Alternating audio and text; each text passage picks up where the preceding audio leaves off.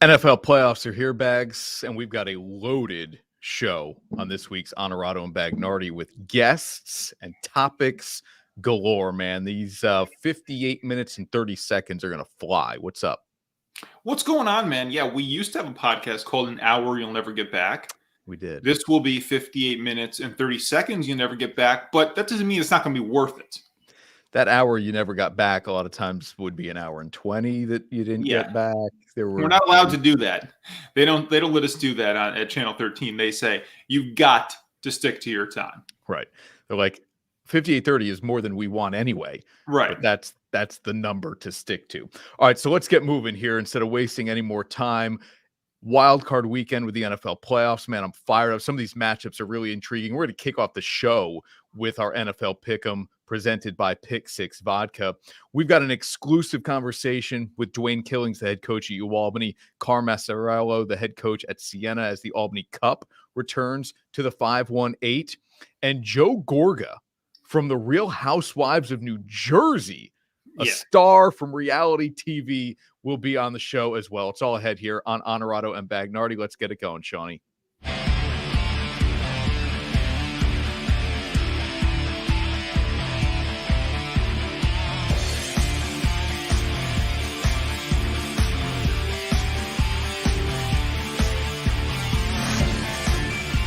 This is Honorado and Bagnardi, brought to you by Alphabet House. All right, Bags, and you may even see at the bottom of your screen right there, new partnership to talk about on the show, and that is Popeyes. They keep on coming. Brand new locations coming to the capital region, and we're fired up to partner up with Popeyes. More on that relationship and partnership ahead, as we'll be at Friday's grand opening in Albany. Thanks to all of our sponsors here on the show for making this possible each and every week. And one of those sponsors is Saratoga Courage Distillery, Pick Six Vodka. Before we jump into the picks, Bags, quick reaction here on where the Giants are. Having just fired Joe Judge, took them 48 hours to figure out, oh boy, that was a bad season. Yeah, we can't go forward with this guy. Yeah, I mean, Mara calling it maybe the most embarrassing season. Which, you buying that? No. I think for me, I heard that come out of his mouth and I thought, whoa, wait a minute. The most embarrassing thing that Mara has been through as an owner of this team is the Ben McAdoo disaster, where the guy can't win and he ends the streak of Eli Manning's consecutive starts for Geno Smith. That was the most embarrassing thing, was giving him that authority to ruin the Iron Man streak of your franchise quarterback, the greatest quarterback in your franchise history. It's the McAdoo mess. Well, to be fair, he didn't just come out with that. That was a question asked of him. So it's a little tricky, because what are you going to be like? Oh no, I've done much worse. We've had, like, where are you supposed to go with it? You want to acknowledge, at least for the fans, yeah, this is bad and I get it. Okay. And now we've got to make the change to go in the right direction. I think obviously a change at head coach will be a start of that. But they've got big questions to answer about Daniel Jones, and we'll see what happens with, how they end up drafting and what this team looks like when they take the field next year. But this team is still a little ways off from being where they want to be, and fans are going to have to be patient. Would you try to get Jim Harbaugh? Sure. You like him as a candidate, as a head coach in the number one media market, all the stuff that comes with being the Giants head coach? I personally don't. I don't really care for him. But why would you say sure to me? Because I think you have to. I think that's a move that if you're the Giants, you pursue it. You are interested in seeing where that could go. Right? Yeah. I like the idea, and I mean, back to square one again. So since Tom Coughlin, people say resigned, he was forced out. He wasn't fired officially, but he was forced out by Giants ownership. Since 2016. McAdoo, Spagnuolo for a brief amount of time there after McAdoo was fired, Pat Shurmur 2 years, Joe Judge 2 years. I mean, they'll be on to their fifth head coach. I'll take Spagnuolo out of it. That's maybe a little unfair. But you're talking about the fourth full-time head coach since 2016. So a proud franchise now moving on to their fourth head coach, Bags, in the last 5 years, man. Whoa. Yeah. It's like the Jets trying to find a quarterback. It just doesn't end. Yeah, look, I get it, though, because the last thing you want to do is just stick around with somebody for the sake of trying to have that longevity, right? It's like, okay, this isn't working. We gave it enough of a chance. Now we have to move on. There is definitely something to be said for letting a person build their system and giving them the time to bring in the pieces that they need. But there has not been one here where we're like, gee, maybe they should have given him a little bit more time. So you got to move on. Turn the page. All right, we're moving on to our picks here. Wild Card Weekend is upon us in the NFL. Our Pick 6 Vodka NFL Pick'em right now.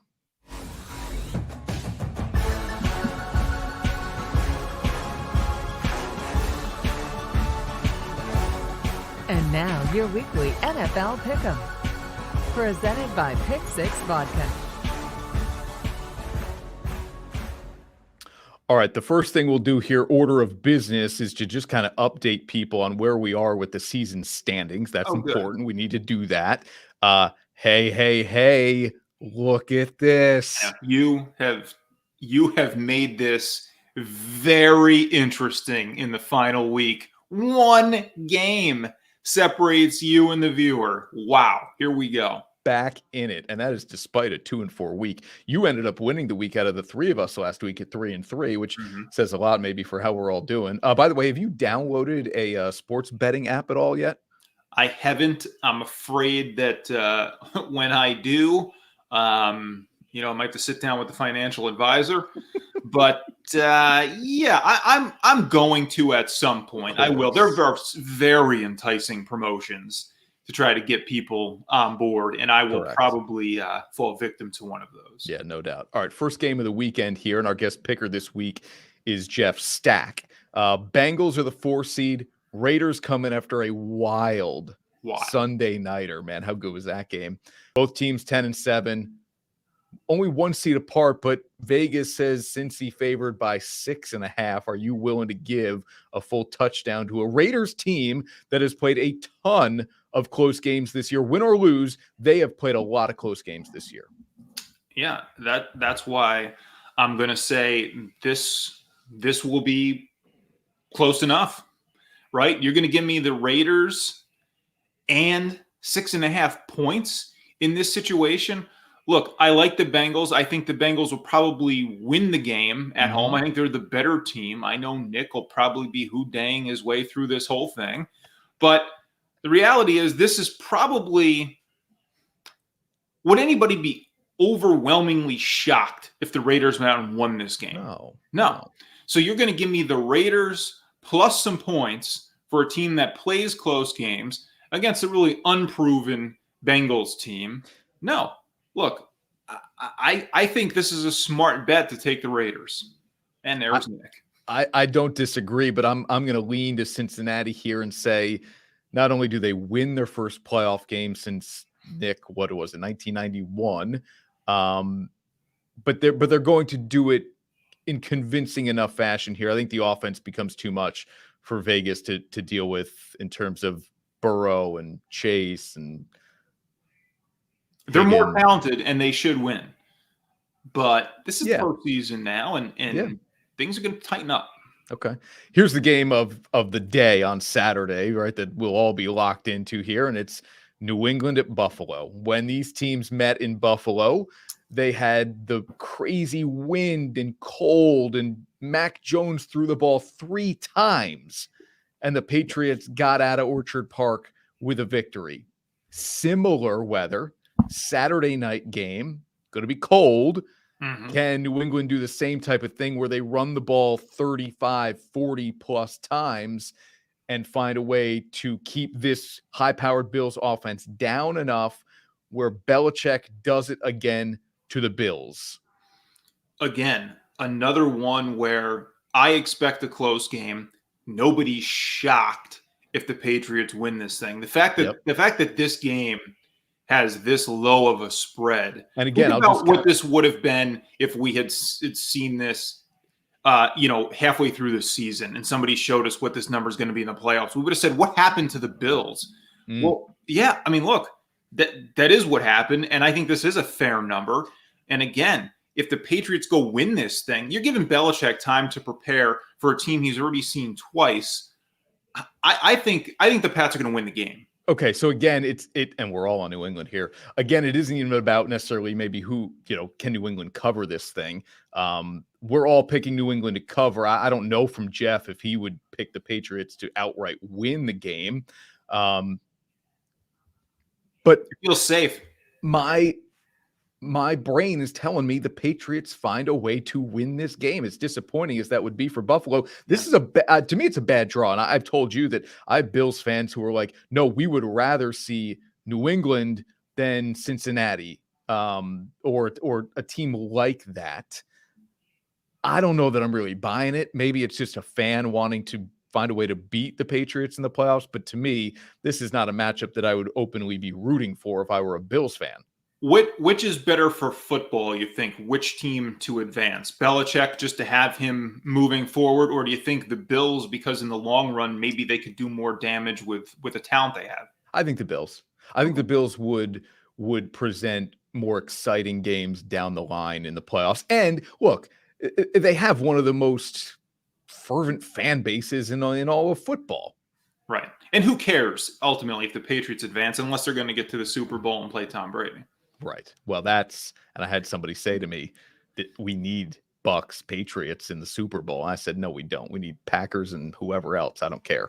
Right. Here's the 1:00 Sunday nighter. This feels like, it's got blowout written all over it, right? But the Bucks are hobbled. Antonio Brown is obviously gone. Chris Godwin's out for the year with an ACL. So it isn't the same offense. But Brady leads all major passing statistical categories here. It's still a very high-powered group. The defense is not what it was last year, though, certainly. So can the Eagles hang? Can the Eagles keep this thing within 9.5 bags? They can. I don't think they will. Ultimately, this is a 9-8 team here against Tom Brady at home in the playoffs. Yes, they are hobbled, as you say, but this is often when we can see Brady even go to another level that we think this guy doesn't have. He can't possibly have left. Well, he can. And when he gets to the postseason, that can be when that switch flips for him. And he's, like you said, he's been good all season. So this is Tampa Bay. This might be the safest pick of the wild card weekend in terms of who will win. Again, the spread is big, but I think Tampa covers it. Bruce Arians, I don't know if he used travesty or tragedy, whatever it was. He believes Tom Brady should be the MVP because of a lot of the stats that go along with his season here. If Philly has any shot, the advantage is the fact that they might really be able to control the clock in this game. Really good running offense, which includes the quarterback Jalen Hurts. So can they keep this low scoring enough where they're in the game late, and now Tampa won't cover a 9.5, or even better yet, if you're an Eagles fan, they find a way to pull off the upset simply because of clock management here and what the Eagles have been able to do all season in terms of running the football. But I'm with you, and Jeff is with us here that Tampa finds a way to win by at least 10. Right. I talked to the Patriots. This is the game. This is Sunday's game. If you're going to watch one game on Sunday, this is it. This is the throwback to the mid-90s. This is Niners-Cowboys. Fox will roll out all of the old footage of Dion and Michael Irvin and Aikman but this Steve isn't Young. that. This isn't that. It isn't, but I'll tell you what it is. It is a road team that will win. And I think New England wins also. But this game really is the most confident I am of a road team winning on Wild Card Weekend. So forget the Niners covering 3.5 here. I'll not only take the points, I'm taking the Niners to win outright and move on to the next round. Why? They're going to run the ball really well.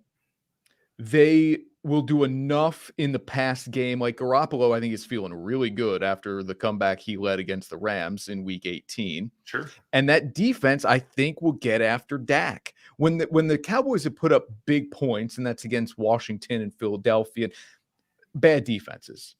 Yeah. This Niners defense will come to play, and I think they'll run the ball really effectively against the Cowboys defense. So this is Niners are a bad matchup for everybody in the NFC, and I hate the fact that I think they'll move on because then they most likely go to Lambeau Field.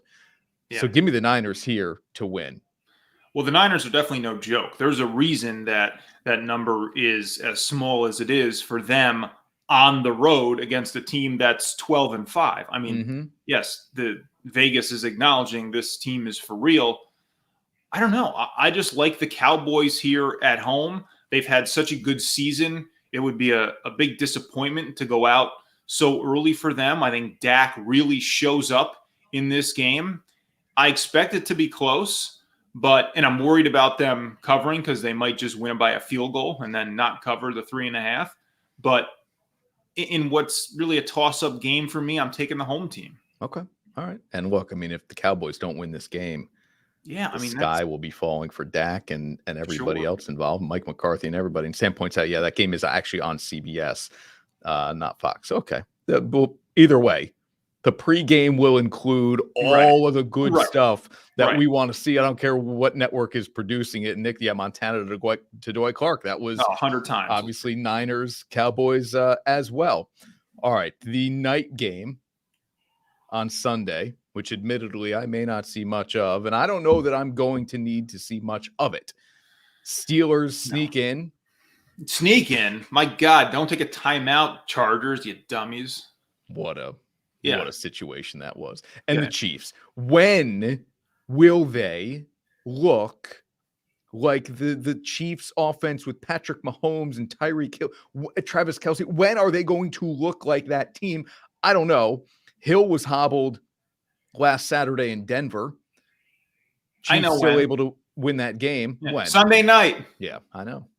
That's when. Despite Pittsburgh's defense, which is highlighted by TJ Watt, who tied Michael Strahan's single-season sacks record. Great season. Despite guys like Minkah Fitzpatrick, who really hold it down on the back end of that defense. Yeah, despite that. Okay. Despite them. They're too good. We're talking and about the cover. No. Yes, they're going to win the game. But the offense will be good. But Pittsburgh is going to do enough to keep pace in this game. I'm predicting it to be a high-scoring affair, but that the Steelers will keep it close enough. Yeah. I'm shocked by that prediction. Yes. Why? Look, feels like you are Mr. Chief. Here's the deal. Steelers are playing with house money, right? Big Ben knows it could be his last game. Nobody's expecting anything out of them. 12.5 is a big number for a playoff game, but I do think the Chiefs' offense will be fine. I'm just saying I think the Steelers will keep up. So you think 35-28, something? Yeah, I mean, think about that, right? Like, even if they get in the high 20s or low 30s, you're telling me Pittsburgh can't do enough to keep it within 12.5 of that? That's what I'm telling you. I'm picking the Chiefs to cover 12.5. Okay. It's exactly what I'm telling you. That it won't happen. The last game of the weekend. Do you like Super Wildcard Weekend? Do you like the addition of another team into this where you get 6 games on Wildcard Weekend instead of 4? Tell me why I shouldn't like that. I know. More football. Okay. Yeah. Cardinals and Rams. LA sneaks ahead of Arizona by 1 game for that NFC West division title. But here they are. Rams are 4.5-point favorites. They're the home team. But this is a team that has struggled in the last month. Stafford's turning the ball over at a high rate. Does Arizona turn him over enough to stay in this game for you? No, but this was a really hard one for me. This is a division game. This is but look at this, right? The clean sweep here. It's amazing too, because when you think of how the Cardinals started, that we could be looking at this and that 1 out of 3 would pick them in this game. But I mean, to me, this is the Rams' time. They're right up there with the Packers. They should be. The Packers and the Bucks as being kind of the class of the NFC here would be a real disappointment for them not to get out of the first round, especially losing at home here. So a tough game to pick, but I had to fall on LA on this one. Yeah, we are all on LA at this one. Jacqueline's a big Cardinals fan, big Kyler Murray fan. Mm-hmm. So she's not loving that pick right there. Sure. All right, let's give you the recap here before we move on with the rest of the show. I need to make up a game, right? That's what we've decided here. One game. So I can't. I mean, every single pick's the same. Oh, no. Can't make up a game. No. In the very last week, I cannot make up the game I need. So the viewers have won the season title. Unless I can make up 10 games in the 6 that we have. The viewers have won the title. Boy, that's tough, man. Really tough. Damn. And that means you'll probably go 6-0. Because I usually sort of meander around. So the games that I picked against you will probably go your way. Yeah. All right, when we come back here on Honorado and Bagnardi, an exclusive conversation with Siena head coach Carm Maciariello, Albany head coach Dwayne Killings about the Albany Cup returning, and Bags will ask them who would win one-on-one. That's next right here on Honorado and Bagnardi. Happiness is found in simple things. The sun on your face, sharing laughs, at the campground, getting wet, relaxing together, the love of family. There's never been a better time to go outside and play. Alpenhaus Pool Spa Boat and RV, bringing families together and creating memories since 1964.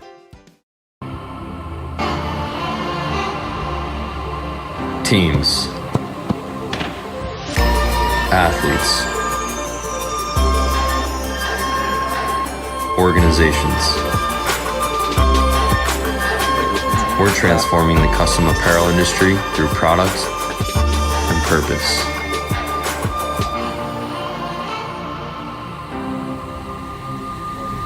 Claim your crown.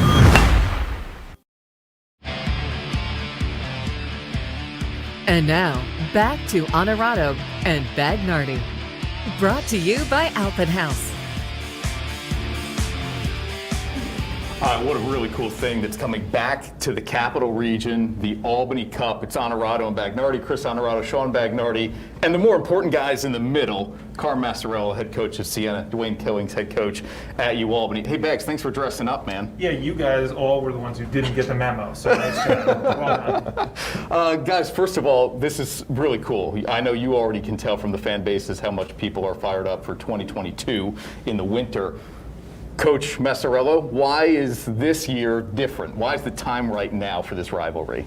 I think you have, two new head coaches. Credit to Coach Killings for reaching out and really being proactive with trying to get the game started, and our athletic directors, presidents, and I just think it's good for the community. It's good for the area. It's good to kind of put people around the country on notice that, hey, basketball in Albany, New York is great. We've hosted NCAA regionals down here, and so now, we can bring back Siena Albany and, give our fans what they want. All right, enough softball questions here. One-on-one, who wins? You know what? Dwayne, don't answer it. No, here's what I'm gonna do. Charity event. No, that's what I was gonna go with. Ooh. If somebody stepped up big, really big, I would think about knockout. One-on-one, my knees aren't built for that anymore. But we could do a good knockout. What about tournament horse? for charity. I like horse. It's even easier on the body. You get right? creative. Or hot shot, maybe dollar amounts on the court for donors to donate to our athletic We department. could do something creative. Okay. Or we could get our assistants to play. That would probably be a better idea. Yeah, that's not bad. Or it could be staff knockout. Yeah. Or we could have a kind of a tournament, Albany against Siena. Yeah. Maybe we even incorporate the SIDs. There you go. There you go. Seeing none of our game, who you picking first in the draft here? You're dressed better for it. Thank you. There you go. For pickup, yeah. And the wingtips are not going to do well. I like the chances with those sneakers, and I like those shoes. Yeah. Yeah, and he's got a little more height and youth on me too, so there's an advantage on that. Yeah, Coach, how about for you? New to the Albany program, now obviously new to the rivalry. Why was this so important to you? Carm said you were one of his first calls after you got the job. Yeah, I think, again, spending my time in Philadelphia, just seeing what a city series can, do for a community, for basketball programs. I think for both people also that aspire, to play at programs like Albany and Siena. I think there's so many young kids that dream of playing college basketball, that dream of going to college, and seeing a game like this, they see that it's possible and what it can do both for their communities, for the families to cheer you on. I think it's really important. And also, I think, Carm brings up a really good point. I don't think enough people know how special of a community the Capital Region is and how important basketball is to it, but I think we're the conduits to that. So I think it's a great, moment, a great opportunity for both programs to just put a spotlight on all the great things we have going on here, and I think it creates a huge opportunity to impact the community. I think it also creates a great economic impact of some really creative things that we can all, galvanize together to do. So obviously you guys are friendly, but we know that, rivalries are better when there's a little bit of intensity behind them. So when you get the guys in the locker room, what do you tell them about how important it is to kind of be the kings of the Capital Region on the court? There's no post-game meal unless you win the game. All right, that's fair. Yeah, seriously though, when you guys walked into the room together, I saw you just kind of dap each other up. You guys are obviously friendly. DK calls you right away when he gets the job. Would you rather coach against somebody who you're friendly with, or do you want kind of that, is there an internal fire just that burns because you maybe don't like the guy on the other sideline? No, I think at the end of the day, it's a business. Regardless who's on that other side. It's his career, it's my career, and it is only 3 games at the moment. Right. So there's also probably about 90 other games within those 3 years. So when it's all said and done, it's a great opportunity to challenge yourself and to play in front of a hostile environment or a neutral environment, depending whose fans come out more and can scalp more tickets, because I think that's another opportunity, right? We can't talk about that. But when it's all said and done, I think it's just great to get the student athletes the opportunity to have that bragging right for that season. You were director of basketball ops once in this rivalry. It's your only experience playing or coaching in this rivalry. A guy at Siena had a triple-double that night. Do you remember who it was? There's a couple guys I'm thinking about. I think David Ryan was on the team, but he didn't handle it enough. Scoop Jordan from Baltimore, really talented. I mentioned Levi Osby, but wasn't J.G. Braga, who transferred to St. Rose. This guy went for 20, 14, and 11. Yeah, it has to be Kojo Mensah. Very good. Is that 05, 06? Right in there anyway. Yep. All right, DK, I don't know how much you know about the background of this one. So this is a little bit of a softball, like Bag said earlier. Out of the 6 games that have most recently been played, how many has Albany won? Ooh, I'm not even going to get into that. The most important thing is that we beat UMass Lowell on Wednesday. So I'm not going to get into that one. It's 5 of 6 for the Great Danes. Is it really? Yeah. Well, you know what? The biggest thing about college basketball, much like he mentioned, you're only good as your last game. And I think that's the biggest thing. But it's a great opportunity, and I think it's a great growth opportunity for both programs, both of us as head coaches, because all games mean a lot, but obviously for the people that we represent, this game means a little bit more, and that's why you're doing it. You're doing it for the people that wore the uniform, before the kids that you have in your program. You're also doing it for the people that support you so much, and they want the game, so that's why we're going to play it. What is your guys' each favorite rivalry in all of sports? Doesn't even have to be hoops. Wow, good question. I'll go, I think you look at NFL wildcard weekend, you go Patriots-Bills, it's, a grudge match. It's a good one. My wife is obviously a Patriots fan, so I'm an Atlanta Falcons fan. Obviously, that didn't go too well for me. But I would say that in football, but I think, when you talk about basketball, I think you got to go Carolina Duke. And I grew up as a Notre Dame fan, and my dad went to Notre Dame, so I would always talk about the Notre Dame UCLA, from way back when you had LaFonso Ellis and David Rivers. Yeah. Those were some great games. But, hopefully we can aspire to get that going and make it something that it's a year in and year out thing for a long time. I think, if you look at all the sports, the Red Sox-Yankees, series means a lot for people. But so does the Penn-Princeton game. I think any time you have put 2 rivals against each other, although the spotlight goes so deep and heavy on the big brands, they mean a lot everywhere. If you go to a local high school game, that game means a lot to a lot of people. It means a lot to the janitor, to the principal, to a nice community member that just goes to the game all the time and has no connection to it, but they just care about it. I think that's what's really cool about all of them. And I think anytime you put a TV on where you see 2 rivals go against each other, it's just, whether it's baseball, football, basketball, it's awesome stuff to watch, because guys are just out there competing, and that's what it's about. It's about just competing. I got one more here. Yeah, Chris. go ahead, All man. right, you're up 3. Other team has the ball. Shot clock's dead. Foul or no foul? You know, You foul! You foul! How much time's on the clock? Who's in the game? 15 seconds. Who's in the game? You're Starters? starting. Yeah. Well, 15 seconds is too much time left. It's got to be like 4 seconds left. You foul. Okay, 7 seconds. I like the. Is that not a universal 7 philosophy? 7 No. seconds. No. No, it's Carm's a not. no. There's a lot of factors. Everybody says foul. I think Yeah. it depends on a lot of factors. And one thing I've learned as a head coach, Carm's been doing it longer than I have. Who's reffing? Well, you know they aren't any good. Isn't that a universal truth? No comment there. I get it. Okay, so you're not automatically foul in that situation. Okay. I think who's in the game, time and score, who's been shooting the ball. What if their best three-point shooters fouled out? What if they got 5 non-shooters on the floor? You probably got a chance, you're up 3, Yeah. you're probably going to chop somebody. Yeah. Now, have you worked on it? Is the ball, they're going to run a set play and get it to somebody and it's going to be an and one and you're going to foul 8? Do you trust your defense? And you've been preaching trusting your defense all game long and you've been really doing a good job. Why are you going to not believe in it that last 10 seconds or 8 seconds? So there's a lot of psychological factors. You know what the best thing is about your question? Neither one of us going to show our true cards just in case. Are we showing the true cards here? 2 sharp-dressed dudes. Yeah. You're going to have more than 10,000 people in the building at MVP Arena. A bunch of people will be watching on ESPN Plus and everywhere else you can get this game when it comes around next year. Will you hold out for something good to wear on the sideline? You guys have not given up on looking good on the sidelines, even though a lot of coaches are like, we can be casual now. Well, I got to go see my guy Carrie at Mark Thomas. Okay, So, there's one plug. Carrie takes care of me. You know what? I'll find something good. Usually my wife lays my suit out. That's always good luck. So. TJ Maxx is always.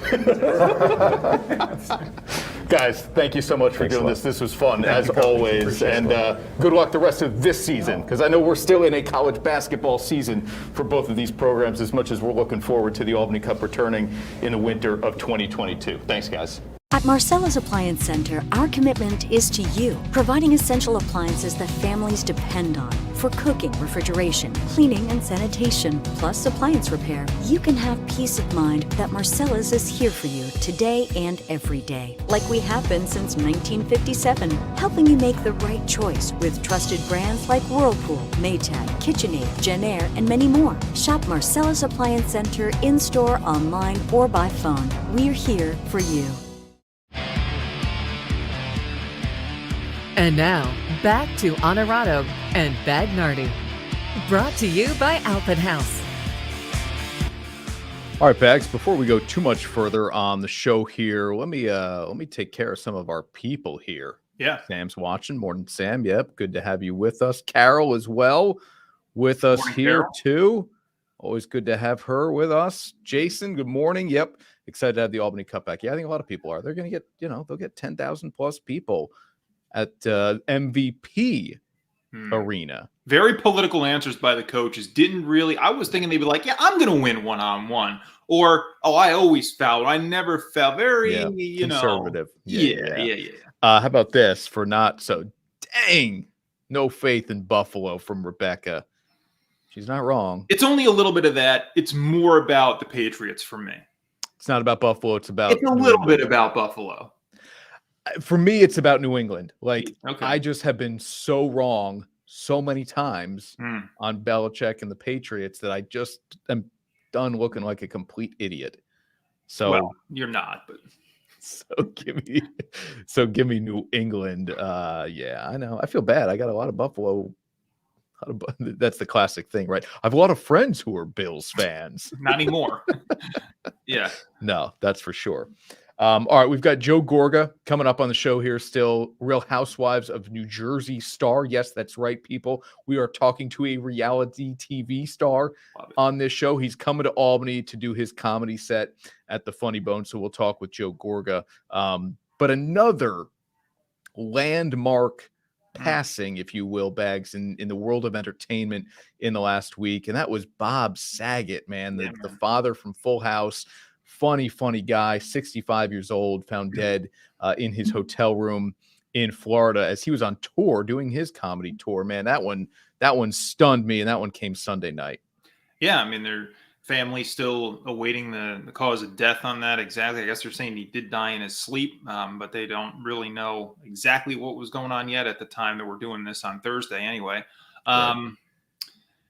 Yeah, man, it's been a rough 2022 here already, and we're just halfway through the first month, and it's like, man, you know, with you had John Madden, of course, and then Betty White, and it's like, boy, another one. Yeah, Bob Saget. I mean, I remember him, of course, from America's Funniest Home Videos, but then, you know, everybody knows him from Full House, but did a lot of stuff too later on. And you mentioned the stand-up comedy. Jimmy Kimmel has a really good tribute to him on his show. I don't know if you saw it or not. Oh. He opened his show the one night about it. I didn't know they were as close of friends as they apparently were, but that's worth checking out for anybody out there if you haven't seen that. Yeah. Yeah. Okay. All right, Bags. Let's take a quick break here. When we come back, Joe Gorga, Real Housewives of New Jersey. He's going to be in the Capital Region next Wednesday night and as Carol points out, Sidney Poitier too. Yeah. So we've had some big names here lately, unfortunately. Joe Gorga in the Capital Region at Albany Funny Bone, Crossgates Mall, Wednesday night, January 19th, a 7:30 show. The reality TV show star turned comedian. And he'll tell us, is this thing as easy as he kind of makes it look? That's next right here on Honorado and Bagnardi. You're overweight. If you snore, don't wait for your next physical to find out you have sleep apnea. It could cost you your job. Call Dr. Frederick Dreyer at the Integrative Sleep Center for a game-changing alternative in sleep apnea treatment and get a good night's rest. And now, back to Honorado and Bagnardi. Brought to you by Alpin House. Back on Honorado and Bagnardi, the only televised sports talk show in the Capital Region. Bags, let me, Joe, before we really bring you in here, let me quiz my co-host here and see if you can get the answer right. Sure. There are a few automatic entries for guests onto this show, Bags. Can you guess one of them or a couple of them and why it would pertain to today's guest? I'm going to go with from Jersey. Is that it? Yeah, that could be it. If you're from New Jersey, you got a good shot that I am absolutely going to try to get you on this show, man. We're fired up to have Joe Gorga with us here on Honorado and Bagnardi. Joe, what's up, man? How are you? What's up, guys, man? I'm good, man. I'm staying warmer than you. You know? It's cold there, right? I'm a 201er, Glen Rock, New Jersey, not far from where you grew up and where you are, I know. I was just in Glen Rock, just right now, just passed through Glen Rock. Had breakfast in Raymond's in Ridgewood. Yeah, man. There you go. Nice. Joe Gorga is coming to Funny Bone at Crossgates Mall to do his comedy show next Wednesday night. Check it out, January 19th. Tickets are gettable, but not for long, people. Albany.funnybone.com is the way to get those tickets. And Joe, you, of course, are from Real Housewives of New Jersey fame, but now doing your thing on the comedy tour. Let's start there, and then we'll backtrack a little bit. When did you think, hey, man, I'm ready to tackle this stand-up comedy thing? So about a year ago, right before COVID, I was sitting with a good friend of mine, the Cake Boss, Buddy Velastro. And, you know, I sit around and we have like Sunday. Hoboken, shout out. Hoboken, there you go. And we have this big Italian family, and we live in the same neighborhood. And we're always there every Sunday eating pasta with his big family. He's got like 30 people coming over every Sunday.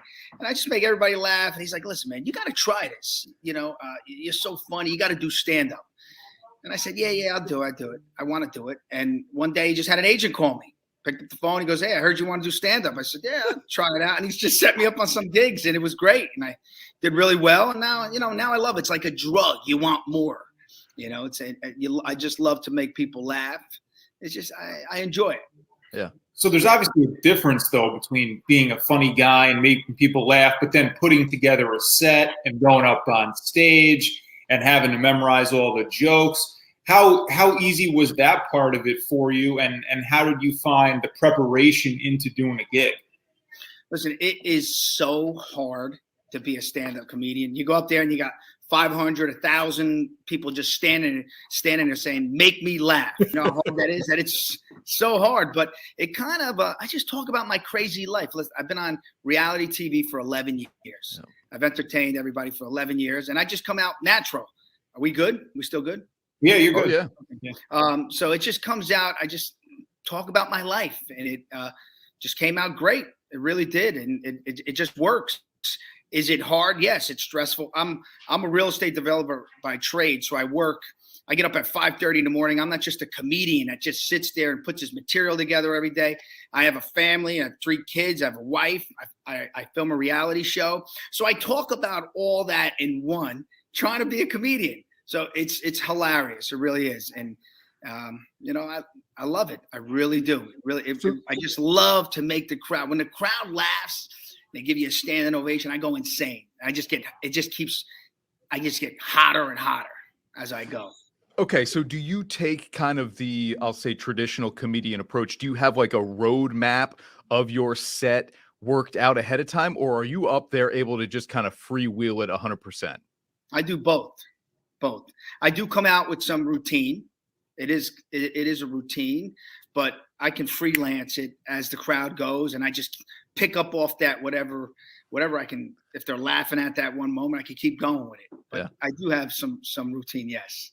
Yeah. So you mentioned all the things where your inspiration comes from, where your jokes come from. What's the number one? Is it the reality TV background, or is it family or something else? It's both. It's a little bit of everything. It's reality TV. It's family. It's a lot about family because I have 2 boys. I have a daughter. I talk about that, which is great, about growing up and all their little things that parents find out. So whatever I talk about is all relatable. Everyone, exactly whatever I said. Talk about life. Talk about sex with your wife. I just talk about everything and just a married life. So many people married or not married, but it's all relatable. It's all relatable stuff. All right, let's talk about Real Housewives of New Jersey. As I said, I'm from New Jersey. You can imagine the way my family and friends talk about this show and how if you're from North Jersey, you're able to relate to all of it. You weren't on season 1. You and your wife were not on season 1. But your family members were. Are you laughing at them as new episodes are coming out, or even the idea that like people are interested in this? Or were you like, hey, one day I got to get on this? We were laughing at them. Like, what are they doing? This is crazy. She's nuts. They're nuts. Now look at us. Yeah, it happens, man. It happens. Yep. All right. What makes it fun? Because there's obviously a lot of drama involved. Let me tell you something. The first 4 or 5 years was not fun. It was hell. When I say I lived in hell, oh yeah, because you're fighting with family, and it was real.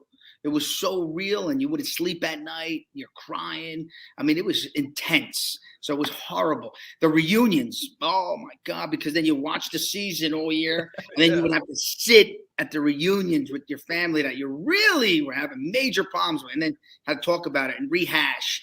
And what's crazy about reality TV is like you're reliving it. And then when it goes away, let's say season 1, they filmed it, it's gone. Then you're into season, say 7, they show season 1 all over again. It's like you never live it. Like we're about to air February 1st, right? About to air. Yep. And they're showing season 2, 3, 4, 5, and it reminds you of all that, the dirtiness and the hell, and you're like, it never goes away. I think it's there for life, So is that ever like, are you ever like embarrassed by that? Any of the drama, or is it sometimes do you feel like, boy, why are we exposing ourselves? Maybe it should be more of like private stuff, or is it something that you think, hey, this is out in the open. This is something that's even healthier for the family, maybe. No, it's. Are we ever embarrassed? Hell yeah. You look back at yourself, you're like, oh my God. Sometimes I won't even watch the episode. I'll start. If say I have had to watch it, I watched it. I'll never watch it again because I was that embarrassed, and then you hate yourself for it. But I'll be honest. As a family, it kind of brought us together because it made us hang out together and talk about things, and it helped us. It did. In the beginning, it didn't. First couple years, but then it made us get together and talk about. Because you see these families that they fight or argue, and then they don't talk to each other for 20 years. But it made us come together. And it's all real. All real. All real. Do they ever you ever get like in an argument or say something and they're like, do that again so we can get it from another angle? No, you can't do an argument again, but you can talk about the situation. If you didn't say it right, we can repeat it again, but it's all real. And if it's fake, Bravo's cutting it. They're cutting it. They want only real. Oh yeah. I was going to add, that was going to be a question, Mike, because I'm only half Italian. That's where you get the Honorato. But I know families in North Jersey who are Italian through and through, and you see and you hear about some of that stuff, but you wonder how much is maybe put on for TV. You're saying none. None. No. It's crazy. That's why we're all crazy. That's why we're entertaining. But we're all nuts and all. You're nuts too. You're from Glen Rock. Joe, where are you from? I'm local. I'm from Albany. I'm from this area right here. So we're all crazy. Everybody's nuts in their own little way, you know. You know? That's the truth, man. How much of your group, your family, this particular version of Real Housewives thrives off both the lovers and the haters? We're a sports talk show, but you know it. If you're a big brand sports team, people love you, but they also love to hate you. And I think athletes and teams thrive off both ends of that, don't they? How about you guys? I love the haters more. The haters, they drive me. I want to just do better. I'm going to give you more. I love the fans, the good ones, but the haters that hate on you, is that what you mean? Is that now, is that true in the comedy? You'd be okay with a heckler at a comedy club? Or I'm ripple. Bring it on. I have a good time with them, you know? No, it's all good. How much of the reality show, Joe, has helped you? But maybe this has always been part of you, so maybe the answer is none. But how much of the reality show has helped you with maybe being brave or like no fear on stage doing stand-up? Because I think a lot of people would, one, have stage fright, two, worry about flopping. But has the reality show helped you to get up there and say, screw it, I don't care what anybody thinks? You know, I was always a guy I needed challenge in my life. The harder it is, the better I do.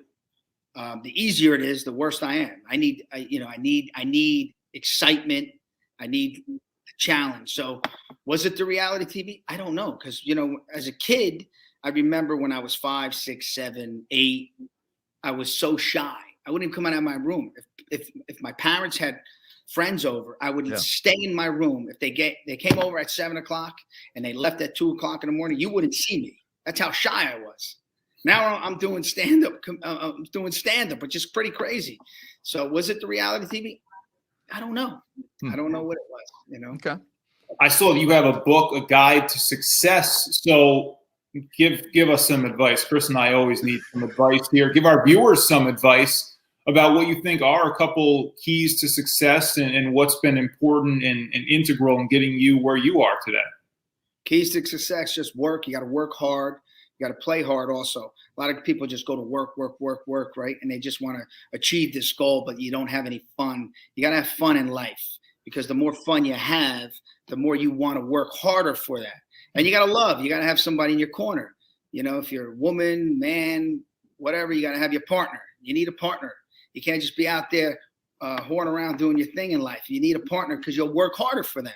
You know, I've worked very hard with, you know, because I have a wife, I have children, and I want to be successful for them. And so I talk a lot about that in the book. I talk about just how to work, how to love. Love's important, man. You know, as a man, to tell a woman that you love her, she's beautiful. That's everything. You know how to give a compliment. It's huge. You know, so that's all about success today. You can't be this successful guy and be, you know, I don't know if I could swear in this, or be a bad guy or an asshole or, you know, cocky. I can't stand a cocky person. Even if you're a successful guy, woman, everything that's got a little chip on their shoulder because they're successful, you suck. You do. You know, you got to stay humble in life, man. Humble's beautiful, because the more you have, the more you can give. It's awesome. I like that. All right, let's get you out of here on some of this. Giants or Jets? Giants. What's going on here, man? Obviously, they fired Joe Judge. They need a new GM too. Are you in NFL hell with this franchise? I am, but you know what? I'm loyal. My kids are like, Dad, and they're diehard Giant fans, And they're like, I said, but listen, you got to support them. We support them. That's our team. We back them up. Jets. I like the Jets. I support them too. New York. But but the Giants are my guys. My right, guys. So if you're a Giants fan, they got to do what they got to do. They got to make their changes. You want to stick with Daniel Jones, the quarterback? I like Daniel, but I like to see somebody else. I'll be honest with you. Yeah. They keep thinking like he was the other quarterback, what's his name's not coming to me right now. Eli Manning. Eli. They keep thinking he's Eli, but I don't know. And then I'd assume if you're Giants in North Jersey, you're Yankees. I'm a Yankee fan, yes. Yankees. But I like the Mets too. You know why I like the Mets? When I was a kid, I played for the Mets. So I was baseball, like little league baseball. So I always loved the Mets, but I choose the Yankees. If the Mets were on or the Yankees, I play the Yankees. That's fair. Or you get one final meal. What is it? My one final meal. We all obsess over food, especially if you're Italian. I will say that over almost any other culture. Now you're pressuring him into picking an Italian dish. No. Yeah.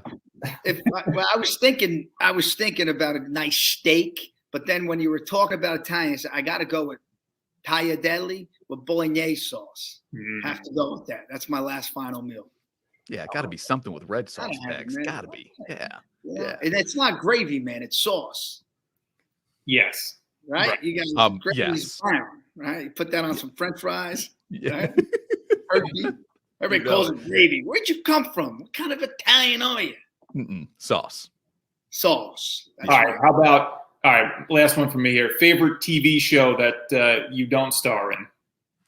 That I don't star in. I love Ozark. Oh, yeah. Yeah, man. Put away. We're both big on it. Stuck on Ozark. And I can't wait till the new season's coming out any day now, right? They say? Yeah, it is. Real Housewives of New Jersey, season 12, man. Premieres February 1st on Bravo. Ozark is right around the corner, too. Can't wait for that, man. I can't wait for the show Wednesday, January 19th. Info's at the bottom of your screen. You see it scrolling. 7:30 show at Funny Bone at Crossgates Mall, albany.funnybone.com. The best way to get the tickets. And listen, this dude sells out. He's been to Chicago. He's been to Milwaukee. He has sold out shows in major American cities. So those tickets are going to go fast. Joe, man, it's been fun talking with you. We're fans. You're a funny dude. So thank you for hanging out with us. Thank you. Listen, make sure everybody has insurance when they come there. Don't buy a ticket if you don't have insurance, because when you laugh so hard and you crack a rib, I'm not responsible.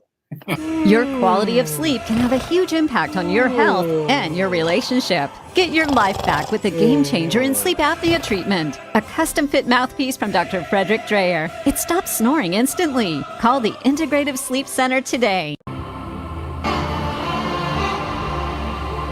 Teams, athletes, organizations. We're transforming the custom apparel industry through products and purpose.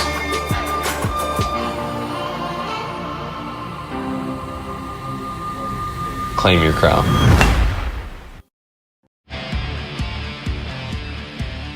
And now, back to Honorado and Bagnardi. Brought to you by Alpin House. All right, Bags, that was fun with Joe Gorga, Real Housewives of New Jersey. New season premieres February 1st. And again, he is in Albany at Funny Bone Wednesday, January 19th.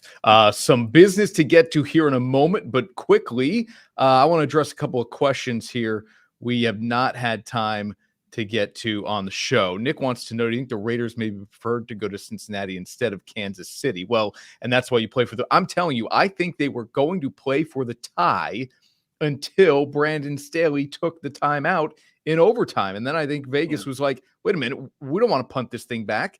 We're going to run the play here. If we get the first down or enough yardage, we're going to kick the thing. That's exactly what happened.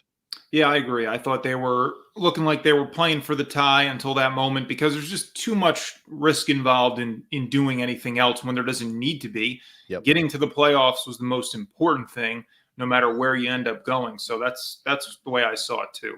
Adam wants to know, he's confident in the Cowboys. Should he be? Michael Irvin from NFL Network, nervous with the Niners run game mixed with Debo and Kittle. And that was my point when we all, well, I picked the Niners, Jeff picked the Niners, you picked the Cowboys here, Bag. So take the Dallas side of things. I pointed at the Niners run game and said, this is what is going to be the difference, is not only the traditional run game, but the versatility of a guy like Debo Samuel, who will rack up the rushing yards as well. Okay. But I'll say, should he be confident? Yes, he should be. This is a team that, put up 12 wins this season. You're playing a home game in the postseason. Division winner here. Yeah, be confident in your team. Go get the W. All right. Exciting news here for the show, Bags, and that is the new partnership we have with Popeyes, and a segment we're going to do each and every week on the show going forward called the Louisiana Fast Minute, where Bags and I will go against the clock and maybe even against each other on the occasion in some of the most important or talkable topics in the world of sports. And so we will start that actually tomorrow when we are live at 10:30 in the morning, Friday morning, from a new Popeyes location in Albany, as they're going to open up more than a handful of new Popeyes restaurants in the capital region in this year alone, 2022. Yeah. You know what I like about this segment? I will get a full minute where you just shut up. You can't interrupt me. You can't say anything. 1 minute. You know what? I might, we should do too.